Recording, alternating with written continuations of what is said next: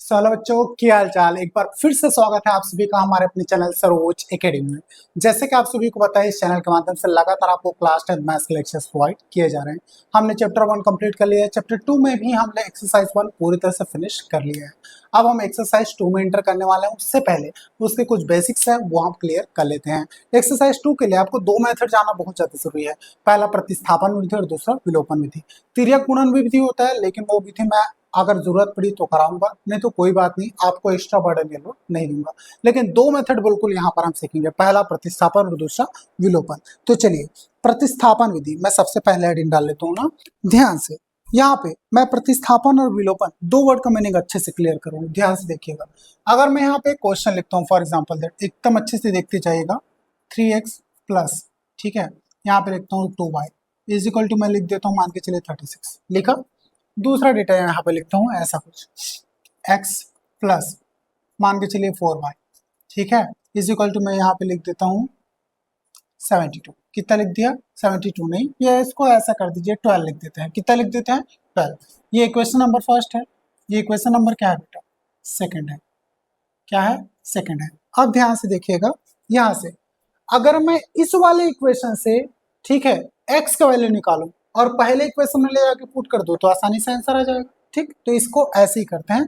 प्रतिस्थापन का मतलब होता है इसको रिप्लेस करके किसी दूसरी जगह ले जाना और आंसर निकालना। प्रतिस्थापन मतलब इस एक जगह से दूसरी जगह में क्या होता है? स्थापन। तो यहाँ पर मैं वही लिखूंगा, समीकरण 2 से, 2 है ना, हाँ, 2 से, समीकरण 2 से। समीकरण 2 में मैं क्या करूं? देखो, मेरे को x का मान निकालना है तो x को इधर ही रहने दो, ठीक है, प्लस 4y उधर जाएगा तो माइनस 4y, तो कितना हो गया? 12 माइनस 4y। देखो, स्थापन किया नहीं, एक जगह से हटा के 4y को क्या की दे, उस उधर ले गए और इसको सॉल्व कर रहे हैं। तो यहाँ से क्या निकला आपका? x का मान निकल गया। क्या निकल गया? x का मान निकल गया। अब मैं क्या लिखूंगा? x के मान को ले जाके अगर इसमें पुट करूंगा तो मेरे को किसका मान मिल जाएगा? y का मान मिल जाएगा। यहाँ पे y लिखोगे, x का मान कहाँ पुट करोगे? समीकरण 1 में रखने पर, 1 में रखने पर, ऐसा। x की जगह क्या रखूंगा मैं? इतना 3, और x के यहाँ 12 minus 4y plus 2y is equal to कितना है बेटा? 36। ये आपको अगर इसको सॉल्व करोगे तो आपको पर्टिकुलर, अब x तो हट गया पूरा, तो y का मान मिल जाएगा नीचे जाके ना। जो y का मान मिलेगा उसको यहाँ पे ले जाके पुट करोगे तो x का भी मान मिल जाएगा। इस तरीके से हमको x और y दोनों के मान मिल जाएंगे। ठीक, ये हो जाएगा आपका प्रतिस्थापन विधि। मतलब इसमें क्या, प्रतिस्थापन विधि में सिर्फ एक ही चीज करते हैं, एक तरफ एक वैल्यू को रखते हैं, या तो x को या y को। तो अगर x को इस तरफ रख रहे हो, y को इस तरफ ट्रांसफर करोगे, यहाँ से x का मान निकलेगा, इस x के मान को ले जाके किसी भी एक इक्वेशन में पुट करोगे। अगर तो इक्वेशन 2 से आप मान निकालो तो फर्स्ट इक्वेशन में रखोगे, अगर फर्स्ट इक्वेशन से मान निकालो तो सेकंड में रखोगे। याद रखना, जिसमें मान निकालो उसी में ले जाके नहीं पुट करना है। मैं सेकंड इक्वेशन से मान निकाला और पहलू किसमें पुट किया? फर्स्ट इक्वेशन में पुट किया ना। अगर फर्स्ट इक्वेशन से x या y का मान निकालता तो उसको मैं सेकंड में लाके पुट करता। ये बिल्कुल ध्यान रखना है। इसको ट्रांसफर करना, प्रतिस्थापन करना, एक जगह से हटा के दूसरी जगह ले जाना ही क्या कहलाता है? प्रतिस्थापन कहलाता है। देखिए, अब वर्ड बात करते हैं विलोपन का। क्या होता है बेटा? विलोपन। ये याद रखिए, विलोपन विधि। विलोपन के मतलब क्या होता है? विलुप्त करना। क्या होता है? विलुप्त करना। सेम इक्वेशन, ध्यान से देखिए ना, सेम डेटा सेम सब कुछ लिख रहा हूं मैं ऐसा। 3x plus 2y is equal to कितना है बेटा? 36। यहाँ पे नीचे x plus 4y is equal to कितना है? 12। ध्यान से देखिएगा ना। चलिए, इसको मैं विलोपित करना चाहता हूँ, तो मुझे बताओ, अगर ये इक्वेशन नंबर फर्स्ट है मान के चलो, और ये क्या है? इक्वेशन नंबर सेकंड वाला सेकंड है, ठीक है। तो देखो, विलोपित मतलब, विलोपन मतलब होता है विलुप्त करना। क्या करना? विलुप्त करना। तो इस मेथड में हम लोग क्या करते हैं? डायरेक्टली यहाँ से एक पद को हटा देते हैं। या तो मैं x को गायब कर दूं डायरेक्टली, या तो y को गायब करूं डायरेक्टली। एक ही पद बचेगा। क्या बचेगा? एक ही पद बचेगा। तो मुझे इसको गायब करने के लिए भाई बराबर करना पड़ेगा। बराबर करके अगर चीजों को मैं माइनस करूँ तो गायब हो जाएगा। तो यहाँ पे मैं क्या करता हूँ, सामने में चीजें जो संख्या दिख रही है इसको बराबर करने का प्रयास करता हूँ। यहाँ पे 3x है, अगर यहाँ पे भी 3x आ जाए और दोनों को मैं माइनस कर दूं तो x पूरा गायब हो जाएगा, y बस बचेगा। सिंपल सी बात है। तो ये कर सकते हो आप लोग। दूसरी चीज, यहाँ पे अगर यहाँ पे आकर आपका 3x है, x को आप गायब नहीं करना चाहते, y को गायब करके देखो फिर भी हो जाएगा। जैसा आप चाहो वैसा कर सकते हो, यहाँ पर इतना कोई इशू नहीं है ना। चलिए, मैं आपको x गायब करके दिखाता हूँ ना, तब देखिए। यहाँ पे मैं क्या करता हूँ, x को गायब करने का प्रयास करते हैं, तब देखो।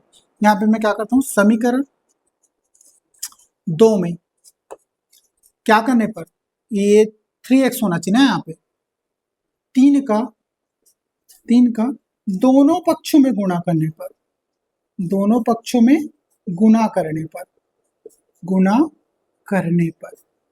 चलिए समीकरण 2 में दोनों पक्षों में 3 का गुणा करो, ये कितना हो गया, 3x प्लस कितना है बेटा, 4y इज इक्वल टू, इधर भी गुणा करो, कितना हो गया, 12 इंटू 3, दोनों का 3 का गुणा करना है ना दोनों पक्षों में, तो वही के ये कितना हो गया, 3 इंटू एक्स, 3x प्लस 4 तिया 12y इज इक्वल टू 12 तिया 36। ये हो गया आपका नेक्स्ट इक्वेशन। इक्वेशन नंबर कौन सा हो गया, थर्ड। आप ध्यान से देखो, अगर मैं फर्स्ट इक्वेशन में थर्ड इक्वेशन को घटा दूं, या थर्ड इक्वेशन में फर्स्ट इक्वेशन को घटा दूं, तो आपको किसका वैल्यू मिल जाएगा, किसी एक पर्टिकुलर वैल्यू मिल जाएगा। तो यहाँ पर वही लिखोगे, फिर कौन सा, समीकरण 1 से समीकरण 3 को घटाने पर,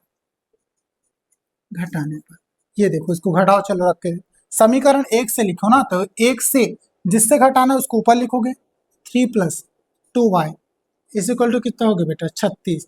जिसको घटाना है उसको नीचे लिखोगे, 3x plus 12y is equal to भी कितना हो गया बेटा, 36। ये लो माइनस करो, ये माइनस लगा है, यहाँ पे माइनस, ये माइनस प्लस माइनस माइनस है ना, यहाँ पे प्लस माइनस माइनस, ये प्लस माइनस माइनस, ये प्लस में ये माइनस में, खत्म, ये हो गया 0, ये प्लस में माइनस में, कितना हो गया, 12 में 2 गया तो माइनस का 10, वही बचा नहीं, और ये 36 में 36 गया तो 0, तो ये कितना हो गया, ये -10 वही उधर जाएगा, डिवाइड होगा, तो y का मान कितना हो जाएगा बेटा, 0। ठीक है, ये -10 वही इधर क्या है, 0, 0 बटे कितना हो गया, -10, तो y का मान कितना आ गया, 0। ये हो गया आपका 0। y का मान अगर 0 है तो यहाँ पे ले जाके इसको समीकरण किसी एक में पुट करो ना, चाहे इसमें पुट करो चाहे इसमें पुट करो। अगर y का मान यहाँ पे 0 है, इसमें लाके पुट करोगे 4y 0 हो जाएगा, तो x का मान कितना आ गया, 12, तो y का मान यहाँ पे 0 हो जाएगा, x का मान क्या मिल जाएगा आपको, 12 मिल जाएगा। तो दोनों मेथड आपको समझ में आ गया होगा। प्रतिस्थापन में हम एक तरफ एक वैल्यू को रखते हैं, या तो x को या तो y को। अगर x को इस तरफ रखे तो y को उस तरफ ले जाके क्या करते हैं, प्रतिस्थापित कर देते हैं। फिर वहां से x का डेटा मिलता है, उसको किसी एक समीकरण में पुट करते हैं। इस समीकरण का उपयोग अगर x निकालने के लिए कर रहे हैं तो इस समीकरण में पुट करेंगे ना, अगर इस समीकरण का उपयोग हम x या y निकालने के लिए पुट कर रहे हैं तो इस समीकरण में पुट करेंगे। ध्यान रखिएगा ना, ये जिस समीकरण का यूज करो उसमें पुट नहीं करना है। तो एक समीकरण से निकाल के दूसरे में पुट करोगे, वहां से आपको डेटा मिल जाएगा x और y दोनों का। विलोपन में क्या करते हैं, सीधे सीधे पद को ही गायब कर देते हैं। यहाँ पर 3x था, यहाँ पर x था, तो इसमें क्या किया, इसमें 3 का मल्टीप्लाई किया, इन दोनों को बराबर किया और माइनस किया, तो ये पूरा ही गायब हो गया। देखो पूरा गायब हो गया, ये दोनों गायब हो गया, x का वैल्यू गायब हो गया, y बस बचा, तो y के यहाँ से मान निकल गया, इस y को यहाँ ले जाकर पुट कर दिया, तो क्या मिल गया, x भी मिल गया। तो प्रतिस्थापन और विलोपन का मीनिंग आपको आई होप से समझ में आ गया होगा। चलिए क्वेश्चन करते हैं, क्वेश्चन करेंगे ना तो और आपको बेहतरीन तरीके से समझ में आ गया कि प्रतिस्थापन और विलोपन में अंतर क्या होता है। चलिए यहाँ पे मैं प्रतिस्थापन विधि में ही पहला क्वेश्चन ले रहा हूँ ना, उदाहरण नंबर 9। किसका ले रहा हूँ बेटा, उदाहरण नंबर 9 को करते हैं ना। यहाँ पे क्वेश्चन क्या बोला है, क्वेश्चन को एकदम प्रॉपर रीड कीजिए तब आपको डेटा समझ में आएगा। क्वेश्चन क्या बोलता है, एक छोटी गुफा में कुछ खरगोश व कुछ पक्षी हैं जिनके कुल सिरों की संख्या 35 है तथा पैरों की संख्या कितनी है, 98 है। तब उनकी संख्या याद कीजिए, उनकी मतलब खरगोश की संख्या और कौन सा है, गुफा में कुछ खरगोश और कुछ पक्षी है, और पक्षी की संख्या ना, पक्षी और खरगोश दोनों की संख्या आपको ज्ञात यहाँ पर करनी है। ओके चलिए देखते हैं। मुझे नहीं पता कि कितने खरगोश या कितने पक्षी हैं, लेकिन ये जरूर पता है कि खरगोश के कितने पैर होते हैं और पक्षी के कितने पैर होते हैं। ठीक, तो यहाँ पर उसके अकॉर्डिंग निकालते हैं। चलिए यहाँ पर सॉल्यूशन, माना खरगोशों की संख्या, खरगोश की संख्या मैं कितना मान के चलता हूं, इज इक्वल टू एक्स, ठीक है, तथा पक्षियों की संख्या, पक्षियों की संख्या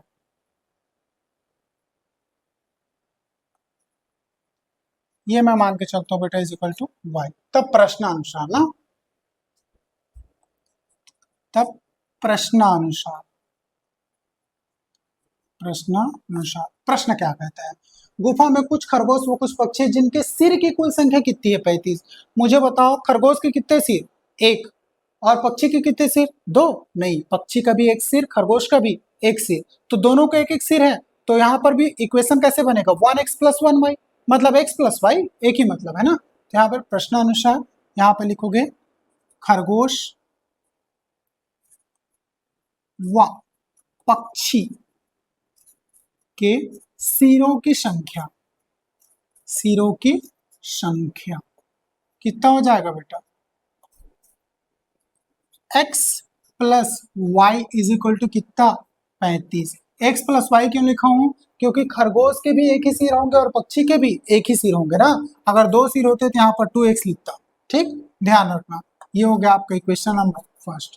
तथा अब दूसरा कंडीशन देख लेते हैं प्रश्न में जी है। तथा उनके पैरों की संख्या, पैरों की संख्या। चलिए अब पैरों की संख्या बताओ ना ध्यान से। पैरों की संख्या, खरगोश के कितने पैर? 2 की 4? 2 होते हैं क्या? 2 पैर 2 हाथ होते हैं ना, तो 2 पैर हुए। भाई 2 पैर 2 हाथ नहीं सोचना है ना, वो एक चौपाया जानवर है। तो 2 पैर बोलो या 2 हाथ बोलो, दोनों को क्या बोलेंगे? चारों को पैर ही बोलेंगे ना, क्योंकि चलता तो ऐसी है पैरों से ही। तो यहाँ पर कितना होगा ये? 4x प्लस, उसके बाद पक्षी के कितने पैर? पक्षी के देख लेना ना, नीचे 2 ऊपर 2, 4 हो जाएगा टोटल, ऐसा देख लेना। लेकिन मैं आपको बता दूं तो पक्षी के मैंने तो 2 ही पैर देखे ना, तो कितना हो गया? 2y = पैरों की संख्या कितनी हो गई? 98। ठीक, तो यहाँ पर हो गया आपका सेकेंड इक्वेशन। कई दफा बच्चों के मन में ऐसा ख्याल आता है, सी कैसा ख्याल आता है? सर खरगोश है, चलता तो है, लेकिन बैठ के जब खाना खाता है तो नीचे वाले तो नहीं, ऊपर के दोनों हाथों से खाना खाता है, तो हाथ हो जाते हैं, पैर तो 2 ही हुए। ऐसा बिल्कुल नहीं सोचना है ना। खरगोश बेटा एक चौपाया जानवर होता है ना, तो बिल्कुल उसको हम लोग 4 पैर मान के चलेंगे। वैसे बोलोगे तो बंदर में भी आपको मन के ख्याल आ सकते हैं, नीचे के 2 नहीं, ऊपर के 2 पैर उठा तो उसमें से इस्तेमाल करके खाना खाता है, उन्हीं चीजों से तोड़ता है। नीचे से तो बैठा रहता है ना, कि पीछे वाले हाथ से भी पैर से तोड़ता है, नहीं, ऊपर के जो हाथ होते हैं ना उसको भी हम लोग पैर की भांति कैलकुलेट करते हैं, क्योंकि वो क्या है? चौपाया जानवर है। जब भागता है तो चारों पैरों को रख के भागता है कि नहीं भागता है? भागता है। तो बंदर के भी कितने पैर होते हैं? 4। ऐसा कंफ्यूजन बिल्कुल नहीं लाना माइंड में ना, उसके 4 ही पैर होते हैं, ध्यान में रखना। पक्षियों की बात करें तो 2 ही पैर होता है बेटा, पक्षी के ऊपर में कोई हाथ वाथ नहीं होते, उसके 4 होते तो उसे भी हम लोग 4 पैर ही बोलते ना, ध्यान में रखिए। चलिए ये 2 इक्वेशन आपको यहाँ पर बन गए। अब नेक्स्ट बात करते हैं ना। चलिए मैं अगर इसको प्रतिस्थापन से बनाना चाहता हूं, किससे? प्रतिस्थापन विधि से ना। मैं यहाँ पर लिख देता हूं, तब लिख ही देता हूं, चलो प्रतिस्थापन विधि से। प्रतिस्थापन विधि से क्या करने पर? हल करने पर, हल करने पर।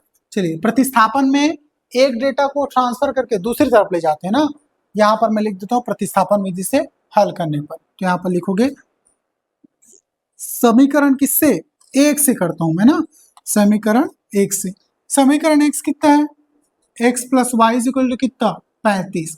यहाँ पर x का मान अगर मैं निकालना चाहूँ तो y को उधर ट्रांसफर करना पड़ेगा, तो x = कितना हो जाएगा बेटा? 35 - y। ये मिल गया आपको नेक्स्ट समीकरण। कौन सा मान लेते हैं इसको? समीकरण नंबर 3 मान लो, 1 और 2 तो मान ही चुके हो, समीकरण 3। अब यहाँ पर क्या लिखोगे? x का मान अगले समीकरण में पुट करना है। इस समीकरण का अगर आप इस्तेमाल x निकालने के लिए किया हो तो इसमें कभी मान ले जाके नहीं पुट करोगे, दूसरा वाला जो बच गया उसमें पुट करोगे। ये खत्म, तो दूसरा वाला क्या हो जाएगा? यहाँ पर x का मान किसमें रखेंगे बेटा? x का मान समीकरण किसमें? 2 में रखने पर, 2 में रखने पर। चलिए कभी कभी बच्चों के मन में ख्याल आता है सर 3 में रखने पर। भाई 3 ही का तो निकाले हो, x का मान मतलब समीकरण 3 ही तो है, ठीक है। तो x का मान किस में रखेंगे? 2 में रखेंगे ना, ध्यान में रखना। चलिए 2 में रखते हैं। ये 4 इंटू x का मान कितना है? 35 - y, 35 - y प्लस ये हो गया आपका 2y = कितना हो गया बेटा? 98। चलिए मल्टीप्लाई करो इसको, 5 चौके 20, हासिल आई 2, 4 × 12, 13 और 1 14, ठीक है। माइनस 4 × y कितना हो गया? 4y प्लस 2y = कितना हो गया बेटा? 98। ओके चलिए 140, ये -4y है प्लस 2y है, कितना हो जाएगा? 4 में से 2 गया 2, कौन सा 2? माइनस का 2y ना, = 98। ये देखिए -2y है, उसको उधर ट्रांसफर कर दो। चलिए इसको मत करो, कंफ्यूज हो जाओगे आप, -2y को इधर ही रहने दो, कोई इशू नहीं है, ठीक है। इधर ये 98 है ना, ये प्लस 140 इधर जाएगा तो -140। इतना तो जो समझ में आता है, -2y। अब घटाओ, 140 में से 98 को घटाओ, कितना हो गया 42, कितना हो गया 42, कौन सा 42। बट ये माइनस में बड़ी संख्या किसमें माइनस में है ना, तो यहाँ पे -42 हो जाएगा। ये दोनों माइनस एक दूसरे से कट हो जाएंगे बेटा, तो क्या हो जाएगा 2y इक्वल टू कितना हो गया 42। ठीक है, कितना हो गया 42। चलो y का मान निकालो, यहाँ से कितना निकल गया, तब y इक्वल टू कितना हो जाएगा 42/2। ये इधर मल्टीप्लाई में है 2, इधर आके डिवाइड में, तो y का मान कितना निकल गया रे, 2 दूने 4, 2 एकम 2, y का मान आ गया बेटा 21 में। अब y का मान किस में ले जाके पुट करोगे, जहां से आपको x का मान मिल सके, तो y का मान ले जाके चाहे आप समीकरण 1 में रखो चाहे समीकरण 3 में रखो, दोनों जगह से आपको क्या मिलेगा x का मान मिलेगा। तो मेरे को ज्यादा आसान लग रहा है समीकरण 3 में रखना ना, तो मैं समीकरण 3 में इसको रखता हूँ ताकि मेरे को आसानी से x का मान मिल जाए। तो यहाँ पर लिखूंगा, तब y का मान कहाँ रखोगे,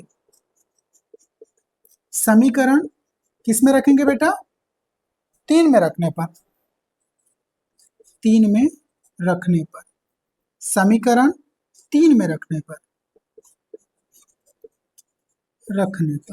चलिए रखते हैं ना ध्यान से।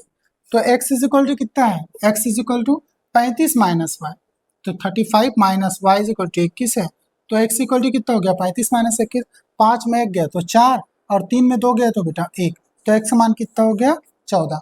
तो अब यहाँ पर आप बता सकते हो क्या खरगोश की संख्या कितनी मान के चलते हैं, x पक्षियों की संख्या y, तो x कौन है खरगोश है, मतलब यहाँ पे कितने हैं बेटा 14 खरगोश हैं, और कौन है y की संख्या कितनी है यहाँ पे 21, 21 क्या है बेटा पक्षी है। ठीक है, इस दोनों को यहाँ पे थ्योरेटिकल फॉर्म में लिखोगे, अतः क्या लिखोगे, आंसर जब प्रॉपर लिखते हैं वो मैं लिख के आपको दिखा दे रहा हूँ ना, क्योंकि क्वेश्चन आपको ऐसे ही बनाना है।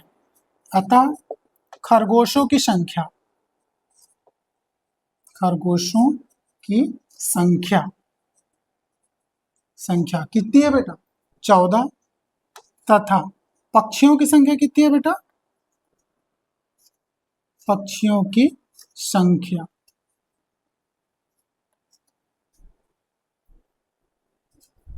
खरगोशों की संख्या 14 तथा पक्षियों की संख्या कितनी हो जाएगी 21 होगी answer. Okay, I hope so ये पहचान में आ रहा होगा आपको ना। चलिए फटाफट इसको नोट डाउन कर लीजिए या फिर स्क्रीनशॉट लीजिए, फिर आगे बढ़ते हैं ना।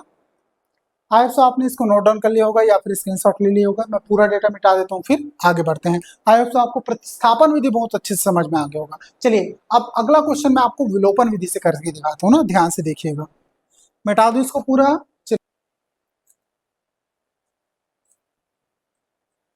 चलिए ये आपके पास क्वेश्चंस हैं, ठीक है, ध्यान से क्वेश्चन पढ़िएगा और इसका ध्यान से सॉल्यूशन निकालिएगा ना। क्वेश्चन बड़ा अच्छा है, ऐसे क्वेश्चन आपको एक्सरसाइज में भी देखने को मिलेंगे। चलिए पढ़ते हैं क्वेश्चन। ऋचा नैना के पास कुछ टॉफियां हैं, कुछ मतलब कुछ नहीं पता मेरे को कितनी टॉफियां हैं। ऋचा नैना को 30 टॉफियां देती हैं, तब नैना के पास ऋचा से क्या हो जाती है, दुगनी टॉफियां हो जाती हैं। परंतु जब नैना ऋचा को टॉफी देती है तो 10 टॉफी देती है, तो ऋचा क्या हो जाता है, नैना के पास 3 गुना टॉफियां हो जाती है। चले हम लोग ज्यादा सोचने से अच्छा क्वेश्चन में दिमाग इतना नहीं लगाते हैं, सॉल्व करना शुरू करते हैं, क्वेश्चन अपने आप में खुद में खुद आंसर देगा ना। चलिए देखते हैं, यहाँ पर कुछ टॉफियां हैं, माना टॉफियों की संख्या, ऐसा नहीं ऐसा लिख लेते हैं, माना ऋचा के पास, ऋचा के पास कितनी टॉफियां मान के चलता हूं मैं, एक्स टॉफियां हैं, एक्स टॉफियां हैं, तथा नैना के पास, नैना के पास कितनी टॉफियां मान के चलता हूं मैं, वाई टॉफियां हैं, वाई टॉफियां हैं। तब प्रश्नानुसार, चलिए प्रश्नानुसार देखते हैं ना। प्रश्नानुसार पहला कंडीशन क्या दिया है, जब ऋचा नैना को 30 टॉफियां देती है, तब नैना के पास ऋचा से क्या आ जाता है, दुगनी टॉफियां होती है। ऋचा अगर नैना को 30 टॉफी दिया, ध्यान से सुनना ना, ऋचा को नैना से यहाँ पे लिख देता हूं, जब ऋचा, पहला कंडीशन है ना, जब ऋचा नैना को, नैना को कितनी टॉफियां दिया, 30 टॉफियां देती है, 30 टॉफियां देती है, तब पहला केस, जब रीचा नैना को क्या दे दे, 30 टॉफी दे दे, तब के केस में देखना। अगर रीचा नैना को 30 टॉफी दिया तो रीचा के पास पहले X टॉफी थी, अगर ये उसको 30 टॉफी देती है तो रीचा के पास 30 टॉफी कम हो गई। हुई कि नहीं हुई? हो गई ना। अब ध्यान से, जब रीचा नैना को 30 टॉफी देती है तो नैना के पास 30 टॉफी बढ़ा होगा कि नहीं बढ़ा होगा? बढ़ा होगा। नैना के पास Y टॉफी थी, 30 टॉफी दे दी तो बढ़ गया।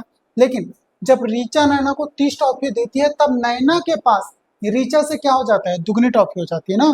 तो नैना के पास रीचा से दुगनी टॉफी, तो ये है नैना, ये नैना है, और ये कौन है, रीचा। तो नैना के पास रीचा से दुगनी टॉफी, तो इधर हो जाएगा रीचा। ठीक है, तो Naina is equal to Richa, Naina ये कौन है, Naina is equal to Richa into 2। ठीक है, मतलब नैना 2 गुना है रीचा की। ठीक है, ये क्या है 2, और ये कौन है, रीचा, और ये कौन है बेटा, नैना। ठीक है, तो यहाँ पर लिखा हूं देखो, Naina is equal to 2 into Richa, लिखा हूं ना। मतलब यहाँ पे तो वही बोल रहा है, क्वेश्चन भी वही बोल रहा है ना। जब रीचा नैना को 30 टॉफी देती है तो नैना के पास रीचा से कितनी, 2 गुने टॉफी हो जाती है। तो नैना के पास, Naina is equal to 2 into Richa, Naina के पास रीचा से 2 गुनी टॉफी, तो Naina is equal to 2 into Richa. जितना रीचा के पास है उसका 2 गुना किसके पास है, नैना के पास। कभी भी ये 2 इधर मल्टीप्लाई कर देना। बच्चे हमेशा क्वेश्चन पढ़ने में गलती करते हैं। अगर आप क्वेश्चन को सही ढंग से पढ़ोगे तब सही सॉल्यूशन मिलेगा, अन्यथा सब गया। ठीक है, यहाँ पर ही मेन मिस्टेक होता है। अगर ये क्वेश्चन आप सही ढंग से पढ़ लिए, इक्वेशन सही बना लिए तो पूरा आसान है। चलिए, ये बन गया आपका इक्वेशन, इसको फटाफट सॉल्व कर लीजिए और आगे बढ़ते हैं। ये हो गया 2x, 2 इंटू 30 कितना हो गया, 30 दूनी 60 इज इक्वल टू, ये हो गया y प्लस 30। ओके, चलिए इसको थोड़ा और सॉर्ट आउट कर लेते हैं और x और y के फॉर्म में ला लेते हैं।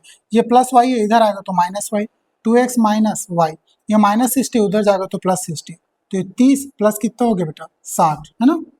ध्यान से देखिएगा, अब 2x minus y is equal to 30 plus 60 कितना हो गया, 90। ये मिल गया आपको पहला इक्वेशन। क्या मिल गया, फर्स्ट इक्वेशन ना। चलिए दूसरा, पुनः फिर से प्रश्नानुसार, अब दूसरा केस देखो, 2 गुना टॉफी हो जाती है, परंतु जब नैना अपनी टॉफियों में से 10 टॉफियां रीचा को देती है। अब दूसरा कैंसर कौन सा है, नैना अपनी टॉफियों में से,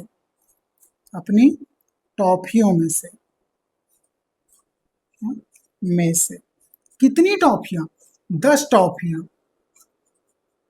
किसको देती है बेटा, रीचा को देती है, रीचा को देती है, तब ये दूसरा केस देखना ध्यान से ना। जब नैना अपनी टॉफियों में से 10 टॉफियां किसको देती है, रीचा। अब ध्यान से सुनना, नैना को मैं क्या मान के चलो, वाई मान के चलो ना, किधर गया है, नैना को वाई मान के चलो ना। ये देखो वाई, नैना आप क्या करी, अब नैना दे रही है ना रीचा को, तो नैना के पास 10 टॉफियां कम हो गए, तो y minus is equal to, अब रीचा के पास क्या हो जाएंगे बेटा, 10 टॉफी बढ़ जाएंगे। नैना के पास 10 कम हो जाएंगे और रीचा के पास 10 बढ़ जाएंगे। अब जब नैना अपनी टॉफी में से 10 टॉफियां रीचा को देती है, तब रीचा के पास नैना से क्या हो जाती है, 3 गुना टॉफी हो जाती है। अब दूसरा केस देखो, अब रीचा के पास नैना से कितना गुना, 3 गुना टॉफी है। अब आपके केस में रीचा क्या है, इज इक्वल टू 3 गुना नैना। क्या है आपके केस में, Richa is equal to 3 into Naina. Richa के पास 3 गुना टॉफियां है इसके, नैना के, तो Richa is equal to 3 into Naina. ठीक है, मतलब रीचा 3 गुना है क्या है, नैना की। यहाँ पे वही बोल रहा है, देखो रीचा के पास नैना से 3 गुना, तो Richa is equal to 3 into Naina, टॉफियां हो जाती है, दोनों के पास कितनी टॉफी थी। ये इक्वेशन बनाना ही मेन है, इक्वेशन थोड़ा बहुत भी गलत करोगे सब गया, ध्यान रखना। तो 3 गुना नैना, तो यहाँ पर क्या हो जाएगा, 3 का मल्टीप्लाई, ये खत्म। ठीक, मल्टीप्लाई कर लो आप, 3 इंटू वाई, ये 3y माइनस 30 दिया 30, 10 दिया 30 हो गया ना, x प्लस 10, ये 3 इंटू वाई है, तो इसको देखो यहाँ पे 2x प्लस वाई के फॉर्म में ना, इधर भी y के फॉर्म में रखते हैं। ये हो गया 3y, ये प्लस x है, इधर आएगा तो minus x is equal to, ये माइनस 30 उधर जाएगा तो प्लस 30 ना, तो ये 10 प्लस 30। ठीक है, तो ये हो गया 3y minus x is equal to 10 plus 30 कितना हो गया बेटा, 40। ये हो गया आपका सेकंड नंबर का इक्वेशन ना, ध्यान से देखिएगा। पहला इक्वेशन ये बन गया, सेकंड नंबर का इक्वेशन ये बन गया। अब ध्यान से चलिए, मैं इसको कौन सा मेथड से, विलोपन मेथड से करना चाहता हूँ ना, ध्यान से देखिएगा। अब इसके आगे मैं इसको विलोपन विधि से सॉल्व करने वाला हूँ। तो यहाँ पे लिखोगे तब किस विधि से, विलोपन विधि से। वैसे लिखने का जरूरत नहीं होता है, लेकिन ये पहला क्वेश्चन है, मैं आपको लिख कर देता हूँ। तब विलोपन विधि से हल करने पर, हल करने पर, ये सब लिखने का जरूरत नहीं पड़ता है ना। चलिए दोनों इक्वेशन को मैं लिख देता हूँ यहाँ पे। कौन कौन सा है बेटा, 2x minus y is equal to कितना है 90। दूसरा इक्वेशन क्या है आपके पास, 3y minus x is equal to कितना है बेटा 40। चलिए ध्यान से, विलोपन में क्या होता है, किसी एक पद को गायब करते हैं, या तो इसको या तो इसको। चलिए अब ध्यान से देखो, सबसे पहले इसको x और y को एक समान जमा लेते हैं, या तो x वाला इधर हो जाए भाई, या तो y वाला पूरा उधर हो जाए। ठीक है, इसको यहीं से ट्रांसफर कर लेना चाहिए था क्या, यहाँ से भी हो जाता, इतना कोई इशू नहीं था। ये y को इधर ले जाते तो हो जाता है यार, कोई इशू नहीं था। चलिए ध्यान से देखिए, यहाँ से मैं थोड़ा सा डेटा इरेज कर दूं क्या।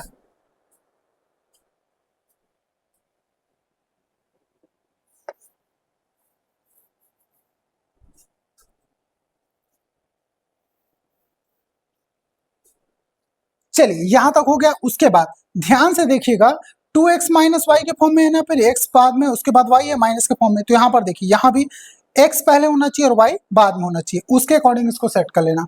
तो मैं क्या करूंगा, y को उधर ट्रांसफर कर लेता हूँ ना, तो ध्यान से देखिएगा, और x वाले को उधर ट्रांसफर कर लेता हूँ। तो इसको मैं क्या लिखूंगा, -30 अपनी जगह रहेगा ना, ये +10 इधर आएगा तो -10 इज इक्वल टू, ये +x है, ये +y है, +3y है, इधर आएगा तो -3y। समझ में आया मैंने क्या किया, मैंने इसके अकॉर्डिंग इसको सेट करना चाहा। यहाँ पे x पहले था y बाद में था, यहाँ पे x पहले y बाद में होगा, उसके अकॉर्डिंग सेट कर लिया। इसको करो -3 और -10 कितना हो गया, -40। कितना हो गया, -40 इज इक्वल टू कितना हो गया बेटा, x माइनस 3y, तो x माइनस 3y। ध्यान से ना, इसको आप यहाँ पे जो दिख रहा है इसे इक्वेशन मान सकते हो, या फिर इसको ऐसा भी लिख दो, क्या हो जाएगा, ये इसी को लिख रहा हूँ ना मैं, x minus 3y is equal to कितना हो गया, -40। ये लो, इसको इक्वेशन मान लेना। कितना हो गया, इक्वेशन नंबर ये 2। समझ में आया, यहाँ पे देखो कंपैरिजन करने में आसानी हो जाएगा आप काम ना यहाँ पे। उसके बाद इसको कौन सा विधि से, विलोपन विधि से करने वाले हैं, तो यहाँ पे लिख देना। तब वैसे लिखने का इसको इतना जरूरत नहीं पड़ता है ना, टेंशन मतलब एग्जाम में नहीं लिखना पड़ेगा।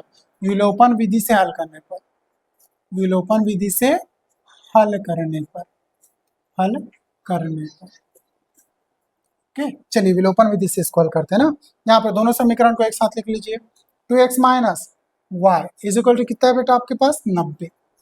इधर दूसरा समीकरण देखो, x minus 3y is equal to कितना है बेटा -40। चलो ध्यान से ना, सबसे पहले दोनों इक्वेशन को अब ध्यान से देखोगे तो विलोपन करना है। विलोपन के लिए क्या होता है, किसी भी एक पद को समान बनाना होता है। क्या होता है, किसी भी एक पद को समान बनाना होता है। ये समीकरण नंबर 1 है, ये समीकरण नंबर कौन सा है बेटा, तो यहाँ पे ऊपर में तो 2x सामने में, यहाँ पे 2 की कमी है। अगर मैं यहाँ पे 2x ला दूं तो इन दोनों को माइनस करूंगा, 0 हो जाएगा, x का काम खत्म, सीधा y बस बचेगा। ध्यान रखना ना, तो यहाँ पर वही मैं कर रहा हूँ। क्या करूंगा, समीकरण 2 में किसका गुणा कर रहा हूँ, समीकरण 2 में 2 का गुणा कर दो, चल जाएगा, यहाँ भी तो यहाँ भी तो कर देते हैं। समीकरण 2 में 2 का गुणा कहाँ पे करेंगे, दोनों पक्षों में, इधर भी करोगे इधर भी करोगे, हमेशा दोनों पक्षों में गुणा, दोनों पक्षों में माइनस, दोनों पक्षों में भाग, सब कुछ दोनों पक्षों में होना चाहिए। समीकरण 2 का गुणा दोनों पक्षों में करने पर, दोनों पक्षों में करने पर, ठीक है, इधर भी इधर भी, ध्यान रखना ना। चलिए करते जाएं, यहाँ पे इसका 2 इंटू एक्स, तो ये 2x हो गया, माइनस 3 दूनी 6, तो ये 6। एक आध स्टेप और बढ़ा के कर देता हूँ, नहीं तो कंफ्यूज हो जाओगे, ज़्यादा दिक्कत हो जाएगा ना। ये 2 इंटू -40 है ना, ध्यान में रखना। चलिए समझ में आया, 2 का गुणा इसके साथ भी क्यों, मैं इसके साथ भी क्यों, ऊपर वाले के साथ नहीं ना, सिर्फ समीकरण 2 की बात की है। मल्टीप्लाई करो, कितना हो गया 2x, ये -3 दूनी 6y, और ये 40 दूनी 80 हो गया। चलिए ये हो गया आपका नेक्स्ट समीकरण। समीकरण नंबर इसको मान लेना बेटा 3। क्या मान लेंगे, समीकरण नंबर 3। ये बिल्कुल ध्यान में रखना, एक एक समीकरण ना, समीकरण 3। अब ध्यान से देखो, अब मैं बात कंपैरिजन किसका किसका करूंगा, समीकरण 1 और 3 का। तब समीकरण किससे, 1 से 3 को हटाओ या 3 से 1 को हटाओ, तो यहाँ पर मैं लिख देता हूँ समीकरण 1 से 3 को घटाने पर, समीकरण 3 को घटाने पर चलिए 1 से 3 को घटाएं। एक क्या है आपके पास 2x minus y is equal to कितना है 90।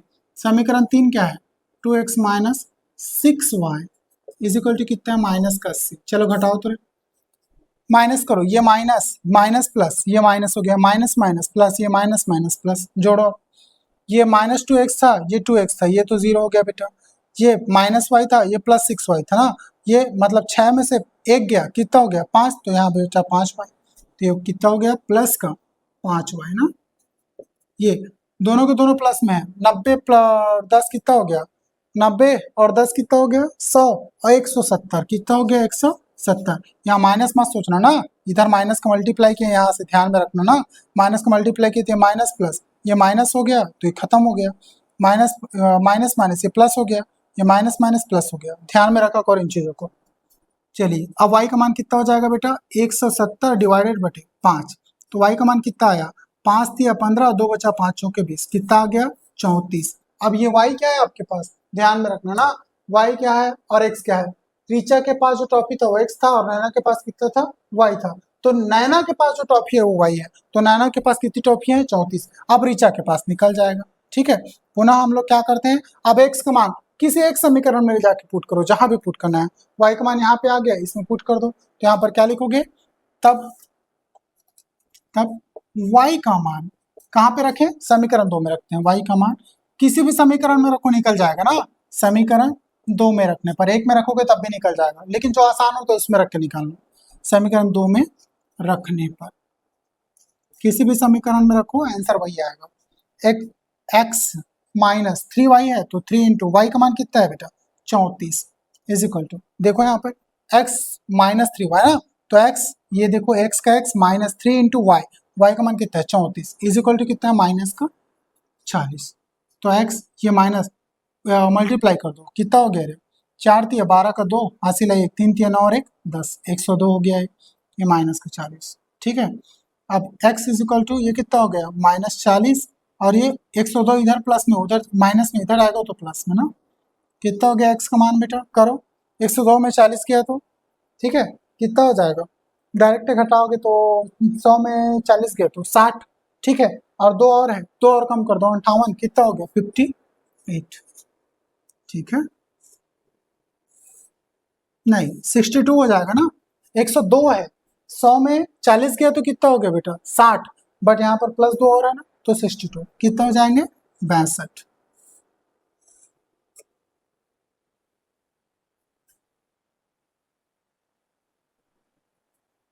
ये हो गया आपका आंसर, ठीक है, ये हो गया आपका पर्टिकुलर आंसर। आप ध्यान से देखिए, यहाँ से आपको x और y दोनों के मान मिल चुके हैं, तो यहाँ पर लिख दीजिए अतः, नीचे में लिखोगे ना अतः, अतः नैना के पास कितनी टॉफियां हैं, नैना के पास कितनी टॉफियां होंगी 34, 34 तथा रीचा के पास कितने होंगे बेटा, रीचा के पास कितने हो जाएंगे 62 टॉफियां होंगी, 62 टॉफियां होंगी, ठीक है आंसर। तो आई होप सो इस लेक्चर के माध्यम से आपको प्रतिस्थापन विधि और विलोपन विधि बहुत अच्छे से समझ में आया होगा, ठीक है। तो यार अगर आपको ये पूरा डेटा समझ में आया तो प्लीज एक बार स्क्रीनशॉट ले लीजिए या फिर नोट डाउन कर लीजिए पूरा।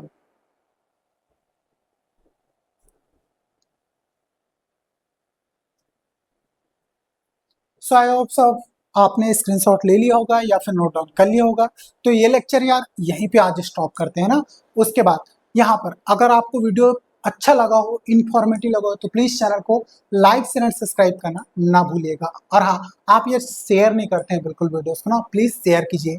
आपके एक शेयर से ना आपका कुछ नहीं जाता, लेकिन हमें बहुत मोटिवेशन मिलता है, आपके हर एक शेयर से हमें मोटिवेशन मिलता है, और जितना ज्यादा हम मोटिवेट होंगे आपके लिए उतना ही बेहतरीन कंटेंट लेकर आते रहेंगे। सो प्लीज चैनल को लाइक शेयर एंड सब्सक्राइब करना ना भूलिएगा। चलते मिलते हैं नेक्स्ट वीडियो में ऐसी इंपॉर्टेंट इन्फॉर्मेशन के साथ।